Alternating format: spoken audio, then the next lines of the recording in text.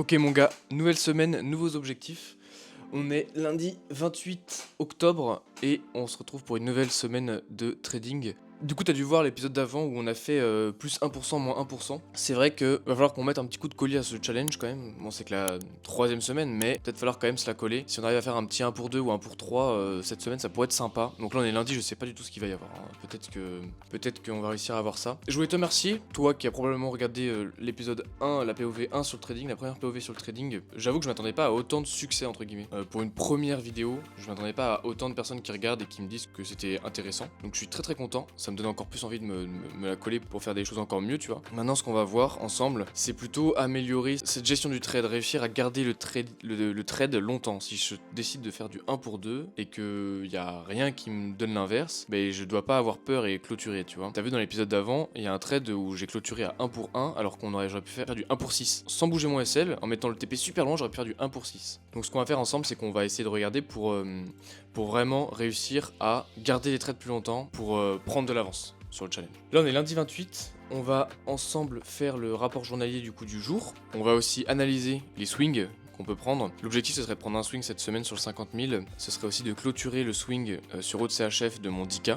Ce serait pas mal. Aussi cette semaine et dans cet épisode là, on va regarder ensemble, on va analyser les perfs du mois d'octobre, faire un rapport mensuel du mois d'octobre et on va fixer des objectifs pour le mois de septembre. Donc on fera ça vendredi 1er, donc vendredi on passera l'après-midi à regarder comment on optimise le trading. Et c'est en faisant ça en fait, en faisant cet exercice de tous les mois, regarder ce qu'on a fait, analyser, essayer d'améliorer, trouver des axes d'amélioration. C'est comme ça qu'on va plus loin dans le trading et qu'on améliore le trading. Encore une fois, je préfère le dire, mais je suis pas un gars rentable. J'ai pas cette data, ça fait pas 3 ans que je trade avec cette stratégie là pour vous dire si c'est rentable ou pas. On va le voir avec ce challenge là. Si j'arrive à valider le challenge, les deux phases et que j'arrive à faire un payout, bon, c'est que je suis pas trop mal, c'est que j'ai compris le truc.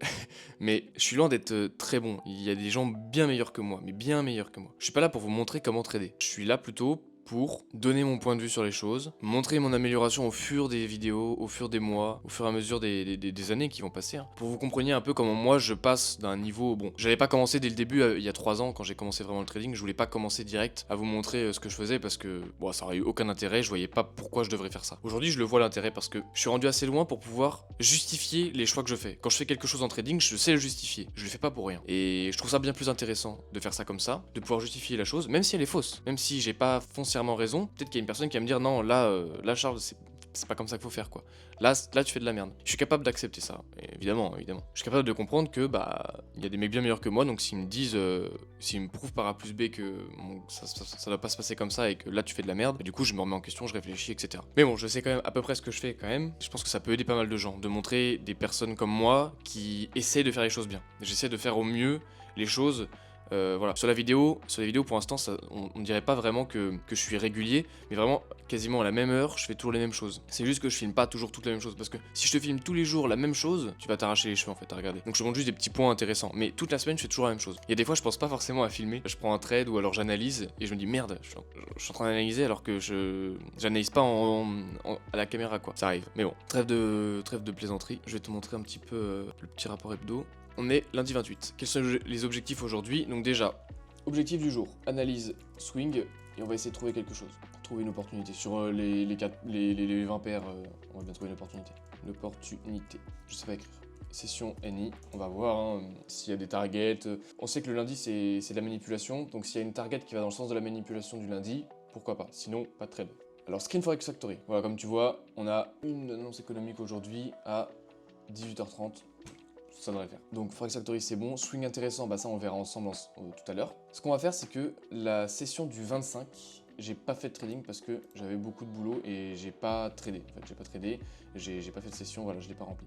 Donc je me donne la note de 5 car j'ai respecté le fait de pas avoir tradé. Je l'avais pas rempli en entier parce que j'avais écrit la note de 5 à 14h, donc la session venait de commencer en soi. Mais j'ai vraiment respecté le fait de pas trader. Ce qu'on va faire maintenant, rapport hebdo. Est-ce que je fais un trade à faible probabilité? Non. Ça c'est l'avantage. Pourquoi? Je respecte le plan. Je vais pas faire beaucoup plus compliqué, ça sert à rien. Là où il faut faire compliqué, c'est quand tu analyses ton trade en lui-même, mais pas quand tu fais ton journal. Là, le journal, c'est juste pour voir si c'est vraiment un truc que j'ai mal fait. J'ai quand même un jour où j'étais à 2, hein, donc on peut quand même retourner voir ici. Ah oui, c'est ça. J'ai pris un trade, mais j'aurais pas dû parce que il y avait une annonce économique que j'avais pas vue. J'ai mal lu les annonces économiques. C'est ma faute. C'est complètement ma faute. Donc dans le rapport hebdo qui est ici toujours, d'ailleurs en date on va mettre hier. C'était pas un trade à faible probabilité pour autant, c'était un très beau A+ setup, mais c'est vrai que j'ai pas vu ça. Ce que je retiens de ma semaine, passer plus de temps à lire les nouvelles économiques, analyser le marché plus en profondeur. En fait, j'ai un groupe, du coup, comme j'ai déjà dit, j'ai un groupe de trading, et en fait, il y avait un jour, je me rappelle, il y avait un jour où je voyais pas d'opportunité, et tout le monde avait vu la même opportunité. Et j'allais sur les marchés, j'ai 2 écrans, donc j'avais le marché, j'avais le screen, et je ne voyais pas de quoi il parlait, je ne trouvais pas l'opportunité sur le marché alors que j'avais devant les yeux, et du coup, il faut que je prenne plus de temps, faut que je prenne plus mon temps, pardon, quand j'analyse. Comment étaient les conditions? Elles étaient très bien. Très bonnes conditions. Très bonnes conditions. Là, on commence à avoir du bon trading. Alors, c'est la fin de l'année, mais c'est pas mal parce que si on avait eu du bon trading au début de mon apprentissage, j'aurais un peu gaspillé ces semaines de très bon trading. Donc, c'est un peu dommage. Qu'est-ce que je dois améliorer dans mon trading? Plus assidu dans ma gestion du risque, notamment sur la lecture des annonces éco. Ça veut pas dire que je vais aller lire toutes les annonces une par une quand il y en a. Non, rien à voir. Ça veut simplement dire que je dois pas passer 3 secondes à lire les annonces éco en me disant non c'est bon je peux y aller parce qu'il n'y a pas de rouge. Non, je prends un peu plus de temps et je fais les choses bien. Le plus setup je vais le faire de mon côté parce qu'il faut que j'aille revoir ça et là j'ai pas trop le temps. Faire du backtesting sur eux, c'est la seule chose que je vais essayer de faire cette semaine. Encore une fois, on verra ce que ça donne, c'est pas dit. Note du jour, c'est pas note du jour du coup, c'est la note de la semaine. Je me mets deux parce que j'ai eu deux. Et en fait, la note de la semaine, c'est pas une note moyenne. Pour moi, je veux que la note de la semaine, ce soit une note qui reflète le pire jour que j'ai fait en trading. Parce que si t'as un rapport hebdo avec 5 sur 5, ça veut dire que ta semaine elle a été parfaite. 4 sur 5, peut-être que t'as eu un 2. Mais du coup, à partir du moment où t'as un 2 dans ta semaine, t'as merdé quelque part. Là, j'ai merdé. Tu vois. C'est le premier jour où j'ai vraiment merdé. 3, j'aurais pu faire mieux. Mais 2 et 1, j'ai vraiment merdé. 1, c'est vraiment genre je crame mon compte ou quoi. Même 0, tu vois. 0 ou 1, c'est je crame mon compte ou alors vraiment je perds plus que 1% de trade ou je respecte pas mon plan. Voilà. 2, c'est j'ai merdé dans plutôt l'analyse fondamentale du trading, enfin des graphes ou des analyses, enfin des annonces éco. Voilà, donc le rapport il est fait, le rapport journalier d'aujourd'hui, bah, il est rempli, hein. On va juste analyser les swings et faire ici sur New York.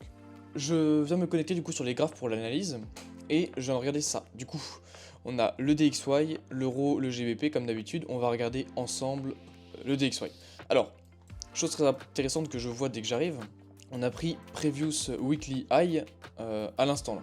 On l'a pris dans la bougie il y a 4 heures là ce matin. En daily, on a pris Previous Weekly High. En 4 heures, on a quelque chose de très joli. Si on rentre maintenant, on a déjà une entrée viable. On a un très beau busy 4 heures. D'accord. Je pense que si on descend en 1 heure, on va avoir aussi ce busy. Donc effectivement là. Ça c'est une prise de liquidité. On va voir ça, on va voir comment on rebondit sur le busy H1. Mais si on vient field un petit peu le busy H1, ça permet de partir tranquillement vers une hausse après cette bougie là, donc c'est pas mal. Euro, il dit quoi? Euro, il est pareil, il est dans le CB. Alors il est très beau l'euro. Oui, je suis très bearish sur l'euro. On a le CB 1 heure, on a très belle OB 1 heure également qui a été touchée. En 4 heures, on a à peu près le même OB. On reste à l'intérieur du CB 4 heures. Et on va regarder ensemble les petites paires en swing.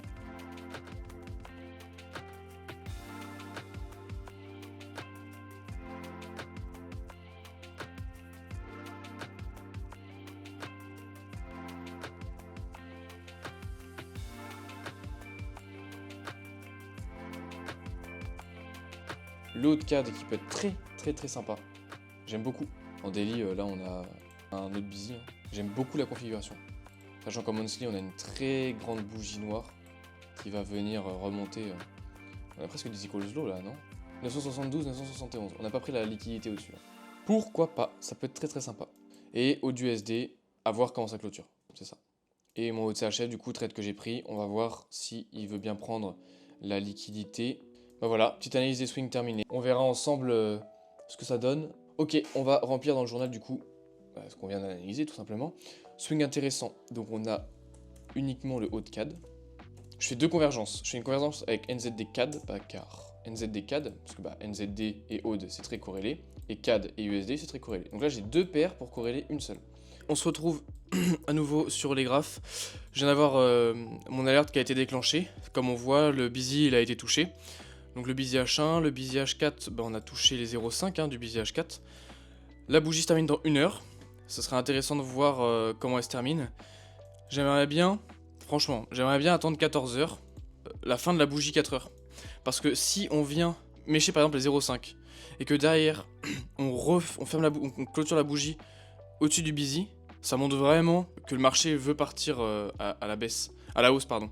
Donc on va attendre un petit peu voir parce que là ça a l'air de bien plonger.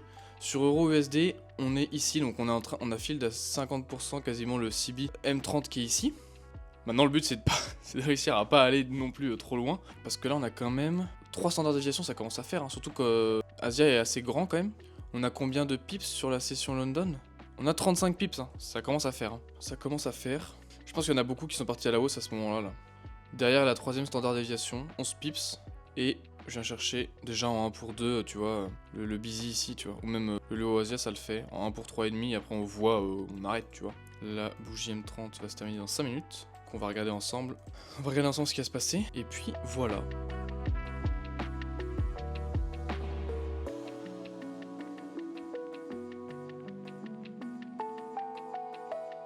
On a bien un petit rejet propre sur le trade, du coup on va le prendre. Voilà, on va le prendre. Celle. On est rentré. Faire assure, tout simplement. J'ai d'autres choses à faire aujourd'hui, donc c'est parfait. Maintenant que mon trade est pris, je vais pouvoir aller vadrouiller et mon trade il va partir tout seul. J'ai pas besoin de faire de gestion supplémentaire sur celui-là. Je vais juste renommer cette alerte là. Ça me donne une idée si j'ai une notification. Ok gars, mardi matin 29 octobre. Je vais te faire un petit récap d'hier du coup, parce qu'on a quand même pris un trade ensemble, mais on l'a pas clôturé. Est-ce que j'ai fait des erreurs aujourd'hui? Oui, j'en ai fait une grosse. C'est d'avoir clôturé mon haut de CHF. Si j'avais pas clôturé aujourd'hui, j'aurais fait 1% de plus. Encore une fois, ça montre, tu vois, je suis pas rentable et qu'il y a encore des choses à améliorer. J'aime bien le fait qu'il y ait des choses à améliorer parce que parfois je passe des semaines entières à faire mon trading correctement, convenablement. Et me dire, bon bah là j'ai pas grand chose à améliorer. Je me note entre 0 et 5 aujourd'hui. Je dirais que du coup à 2 aussi parce que j'ai fait une erreur non fatale pour le compte ou quoi, ou pour mon trading en général. Ça fait un mois que j'ai le trade et au moment où ça se décante un peu, j'arrête. C'est pas ça du bon trading. Donc 2, voilà, ça t'apprendra. Je m'autorise à faire ça parce qu'il y avait 2 points clés, un point où j'ai vraiment fait de la merde, l'autre où j'ai vraiment bien fait les choses, du coup faut bien que je m'explique. Alors on peut trader aujourd'hui tranquillement. Je crois que c'est plus tard dans la semaine où il y a NFP. On traite ni vendredi ni jeudi. On va pouvoir remplir le BE en question, donc c'était hier. Je vais te montrer, tu dois l'avoir quelque part sur l'écran. D'ailleurs je vais te montrer aussi le TradingView en fait, je vais te montrer le TradingView. Donc c'était pas mardi, c'était lundi, paire EURUSD, position short, setup A+, session New York, entrée RR. Du coup c'était 2 mais ça va être 0, petit BE. Et j'ai fait exactement 0 en pré-trade. Le fait est, j'ai pas les pré-trades, ah si je les ai. Ce sera des screens de mon téléphone cette fois-ci, parce que j'étais pas là. Voilà, j'ai clôturé ici moi. Tu vois, le trade il ressemble à ça.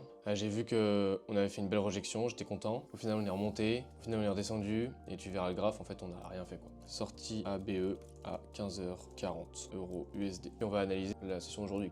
Hop, et on recommence l'analyse en retournant daily. En daily, qu'est-ce qu'on a? On n'a pris aucun des deux, on n'a rien pris. On a un beau BPR ici. Voilà, bon, un petit retour dans le suivi, ce serait sympa. On est comment là sur les kill zones? Y'a rien là. Il est 11h. Si on a un retour dans le CB et sur Euro, du coup sur Euro on a la même, on a exactement la même dans l'autre sens. Je vais pas prendre position personnellement parce que là ce qu'on va attendre en fait c'est un MSS pour ensuite entamer une hausse, potentielle hausse. Soit on va aller à la baisse mais du coup on est coincé quoi. On est entre un busy H4 et un CB H4 aussi. C'est du Seek and Destroy. Seek and Destroy on traite pas là-dedans. On a fait un BOS, donc on aurait dû revenir en discount et bam, repartir à la hausse direct en fait. Pas faire 5 bougies qui ressemblent à rien. Là moi j'ai ça, je traite pas. Pour les swings, du coup je vais quand même te montrer vite fait. Haut-CAD qui part à la baisse, donc tant mieux que je l'ai pas pris. Il vient prendre toute la liquidité et pourtant il continue. Donc peut-être qu'il va aller chercher le dernier busy avant de remonter.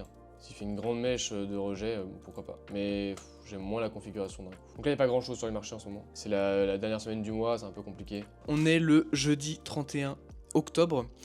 Il est 12h52. On a un énorme busy à venir chercher. On l'a à peine méché ici, mais bon, j'attendais quelque chose de plus franc. Et on n'est même pas revenu sur Asia. Le trade parfait aurait été, on retourne dans le CB, dans le busy pardon, sur Asia, et on vient chercher les lots d'Asia sur London, et là on propulse sur toute la journée. mais on n'est pas venu chercher le busy, on a le même ici, d'accord? Et en plus ça marchait bien parce qu'on avait l'OB qui était pile poil à l'entrée. Donc moi j'attendais juste un retour sur l'OB ici, tu vois. Malheureusement on n'a pas eu. Et en 4 heures, on n'a rien de concluant. Donc voilà, on n'est pas venu chercher l'OB, du coup pas de trade aujourd'hui, mais on a pris une liquidité, on est venu chercher la deuxième standard déviation, mais je trade pas les liquidités externes, moi je trade les liquidités internes. Donc là j'aime pas trop, je trade pas non plus, j'ai pas de biais, clair. Et sur le DXY, on n'a pas venu chercher non plus le CB qui est ici. On n'est pas venu chercher Asia High. Donc pas de trade cette semaine finalement. On est lundi 4 novembre, il est 10h10 et je n'ai toujours pas posté la vidéo, je suis en train de la monter. Et je me suis rendu compte en la montant que j'allais faire l'analyse du mois d'octobre de mon trading. On va le faire du coup maintenant, parce que je l'ai pas fait moi-même. Donc dans tous les cas, il faut que je le fasse. Donc on va le faire là, c'est pas grave. Que ce soit le cas tout le premier, ça change pas grand chose. Quand je fais mon rapport mensuel, je veux voir plusieurs choses. Je veux voir qu'est-ce que j'ai appris ce mois-ci. Si j'ai rien appris, il y a un problème, tu vois. Donc qu'est-ce que j'ai appris ce mois-ci? Qu'est-ce que je dois améliorer? Dans l'autre sens, parce qu'on n'est pas que dans le négatif, on est dans une analyse constructive, qu'est-ce que je dois garder? Quel va être le focus du mois? Le focus du mois, il permet d'améliorer un point en particulier. Plutôt que se perdre sur un petit peu tous les points, on focus un seul point. C'est exactement comme, je le répète encore une fois, la percée. La percée que j'ai faite, c'est une vidéo que tu n'as probablement pas vue puisque tu ne fais pas... tu ne suis pas forcément ma chaîne, mais tu suis plutôt mon contenu trading. Je t'invite à regarder ma percée. Ça peut être très intéressant, tu peux apprendre des choses. Elle dure pas longtemps, elle dure 4 minutes. Donc tu peux aller la regarder. Si tu sais pas ce que c'est, je t'invite vraiment à aller la regarder, ça peut t'aider dans ta vie de tous les jours. Donc vraiment, je t'invite à aller la regarder. Donc sur ma percée, j'ai un focus du mois pour me focus sur une seule chose et l'exploser. Là, c'est pareil, mais en trading. Qu'est-ce que je dois focus pour le mois prochain? Donc pour le mois de novembre. Donc on va commencer par qu'est-ce que j'ai appris ce mois-ci. Ensuite, on va faire les questions une par une, évidemment. Qu'est-ce que j'ai appris ce mois-ci? Ce mois-ci, j'ai appris quoi? J'ai appris que un marché corrélé et sain et facile à trader.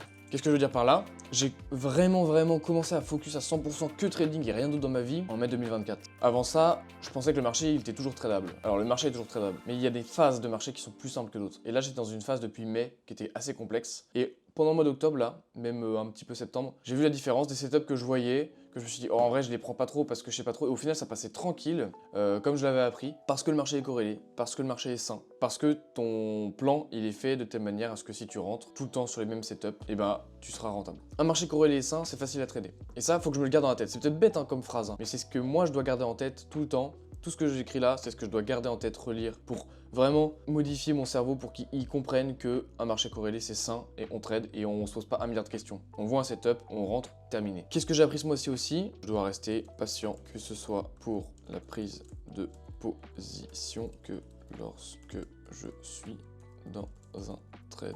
Qu'est-ce que ça veut dire encore une fois? Si je vois une mèche qui tape, parfait, je rentre, mais s'il y a un truc qui me chagrine un petit peu, j'attends. Le marché, soit il m'offrira l'opportunité, soit c'était pas une bonne opportunité. Quand je suis en trade, je dois attendre que le trade parte et atteigne ma target. Si j'ai une target, c'est pour une raison précise. Si j'ai une target, le marché l'a probablement aussi, hein, parce que j'invente pas le trading. Est-ce que j'ai remarqué autre chose? Donc là, qu'est-ce que j'ai appris? On va dire qu'il n'y a que ça. Il n'y a pas forcément un milliard de points à chaque fois, hein, attention, c'est pareil. Qu'est-ce que je dois améliorer? Le focus en session, ça c'est indéniable. Parfois je laisse passer des opportunités ou alors je prends des trucs qui sont pas forcément topissime, ou alors encore une fois comme avant, je suis pas assez patient et du coup tout ça parce que je suis pas assez focus. Donc plus focus en session, plus de patience pour les targets. Je vais mettre que 2 points à chaque fois, ça sert à rien de faire trop fort pour l'instant. Que dois-je garder? Pas de FOMO. Donc ça, faut que je garde un Fear of Missing Out. J'en ai pas fait ce mois-ci, donc c'est très bien. Que des A+ setup. En tout cas, à mon sens, hein, peut-être que toi qui regardes, t'as pas trouvé que j'avais un trade que j'avais pris qui valait pas un A+ setup et que j'aurais pas dû prendre. C'est peut-être celui où j'ai fait SL, peut-être même. Qu'est-ce que je dois améliorer? Rester sur la session New York. Voilà pour l'instant. Et quel est le focus du mois? Alors là, le focus du mois, il va être assez simple. Il faut que j'arrive à trouver 2 bons swings pour le challenge 50K. Tu vois, il n'y a pas grand chose, hein, ça sert à rien de faire des gros rapports et tout. Moi, je me fais juste ça, comme ça c'est clair dans ma tête. J'ai pas besoin de faire des milliers de lignes de rapports, etc. Si t'as aimé la vidéo, n'hésite pas à la liker, abonne-toi s'il te plaît, c'est super important pour moi que tu t'abonnes. Il y a énormément de choses qui vont arriver sur cette chaîne d'ici même à la fin de l'année. Donc je t'invite vraiment à rester, à regarder ce que je fais, à t'intéresser. Je suis en train de créer, à la demande de plusieurs personnes déjà, en très peu de temps, il y a beaucoup de gens qui m'ont demandé de créer un groupe, un petit groupe de trading un petit peu privé entre guillemets, où tu peux rentrer sans problème pour suivre avec moi un peu mon trading dans ma vie de tous les jours. Voilà, je suis en train de mettre en place ça. Ce sera un groupe school que tu pourras retrouver dans la description dans quelques semaines, à l'heure où tu regardes la vidéo. Donc voilà, dis-moi si ça t'intéresse en commentaire. Je t'invite toujours à regarder du coup le suivi de mon compte de trading. Tu peux aller regarder, il est dans la description. Il y a un lien Beacon avec tous mes réseaux sociaux, tout. Je fais aussi des podcasts. Tu peux aller regarder mes podcasts, les écouter surtout parce que c'est pas de la vidéo, c'est de l'écoute. Donc tu peux aller les écouter sur Spotify, Apple Podcasts, YouTube. Tu peux suivre mon challenge FTMO. Tu pourras bientôt rentrer dans mon groupe school si ça t'intéresse. Et puis voilà, tout simplement. Sur ce, je te laisse et on se dit à plus tard. Allez, ciao.